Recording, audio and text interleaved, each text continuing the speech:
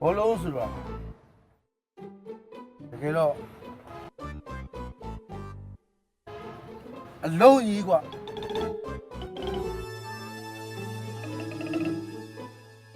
လိုချင်တာတော့ကွာသူကသူလိမ့်နေအောင်လိမ့်နေတာအဲ့ဒီလိုလိမ့်ညာလိမ့်နေတာကိုခြေထောက်နဲ့ထိုင်ပြီးကစားတဲ့နည်းကိုဘောကစားနည်းလို့ခေါ်တယ်မှန်တာဟုတ်တော့ဘောလုံးကိုဘာကြောင့်17ယောက်ကစားကြလဲမင်းတို့သိလားမင်းတို့သိလား သိပါဘူးဗျာမသိဘူးဗျာရှင်းရတော့ရှင်းရှင်းလေးပါကွာတယောက်တည်းကစားလို့မရလို့ပေါ့ကွာမှန်တာရှင်းရအေးဒီဆိုရင်ဘောလုံးကစားနည်းဆိုတာ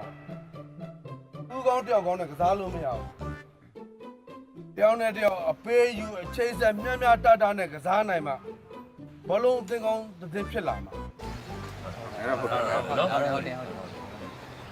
ဘောလုံးကစားရင်တစ်ဖက်အသင်းကိုကျန်သူလို့သဘောထားဗျာ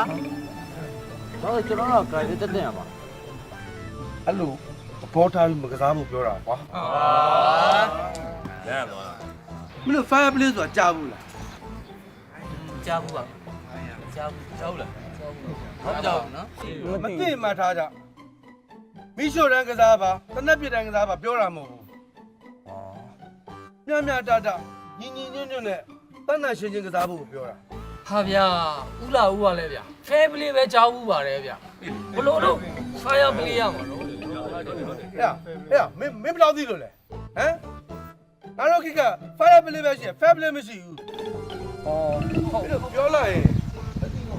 တောင်းနေမင်းပြောနေလဲအပူပဲကွင်းထဲမှာတကယ်လက်ကျင်ကန်းစလုပ်မယ်ဒါကုန်းထားကြဟုတ်ပါဟုတ်အေးတော့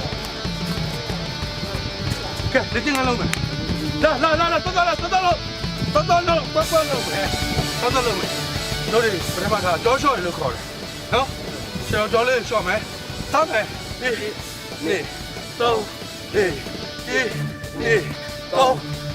ဟာကျွန်တော်တို့ပြန်လာတယ်မင်းကြောရှော့ရလေကွာမင်းတော့နော်ပြန်လို့မယ်အားလုံးပြန်လို့မယ်ဒီနေတော့ဟုတ်တယ်ဘာဖြစ်လားဟုတ်တယ်တော့လာကြမယ်ပြန်လို့မယ်ဒီနေတော့လေဟာထောင်းကလေးရှေ့ခေါ်ကလည်းမယ်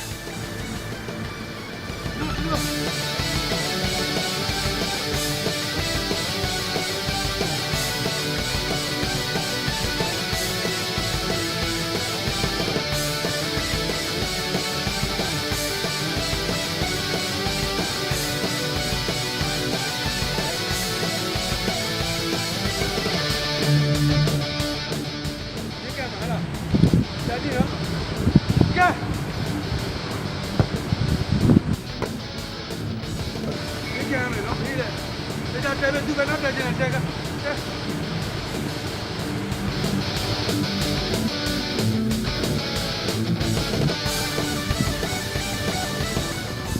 ဘာလို့လဲအဲ့လိုမကောင်းဘူးဖိစစ်ဆိုတာဘာလို့လဲ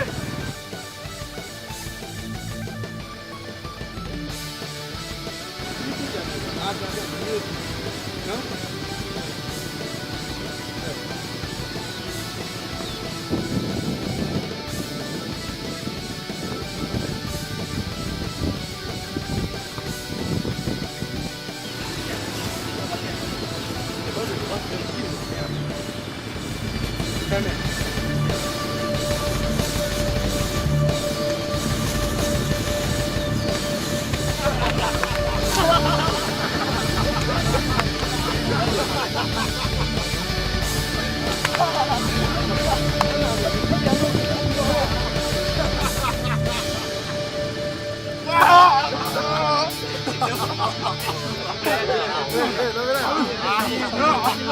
ဘာလို့ကြီးရလဲဘာလို့ကြီးနေကြဟောအိမ်ပြန်လိုက်ဖို့ပါ